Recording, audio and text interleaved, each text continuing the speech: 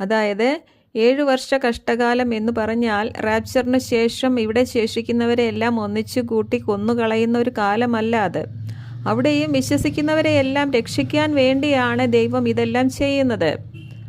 അപ്പോൾ വീണ്ടും അന്ന് രക്ഷപ്പെടാനുള്ള സുവിശേഷ പ്രസംഗങ്ങളും മുന്നറിയിപ്പുകളും അത്യാവശ്യമാണ്. എല്ലാ കാലത്തും രക്ഷാ വിശ്വാസത്തിൽ നിന്നും, വിശ്വാസം ദൈവം അറിയിച്ച രക്ഷാമാർഗത്തിൻ്റെ കേൾവിയിൽ നിന്നുമാണ്. ഇന്ന് രക്ഷ പ്രാപിക്കാൻ പറഞ്ഞു തന്നിരിക്കുന്ന കാര്യമല്ല അന്ന് രക്ഷ പ്രാപിക്കാൻ പറഞ്ഞു തന്നിരിക്കുന്നത്.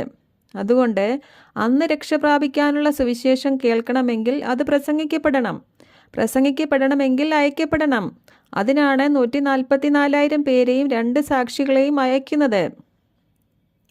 ഇതിൽ 144,000 പേർ ഓരോ ഗോത്രത്തിൽ നിന്നും 12,000 പേരെ വെച്ച് ദൈവം തിരഞ്ഞെടുത്ത അപ്പസ്തോലന്മാരും അന്നത്തെ 12 ശിഷ്യന്മാരുടെ പോലെ അത്ഭുതങ്ങളാലും അടയാളങ്ങളാലും വീര്യപ്രവൃത്തികളാലും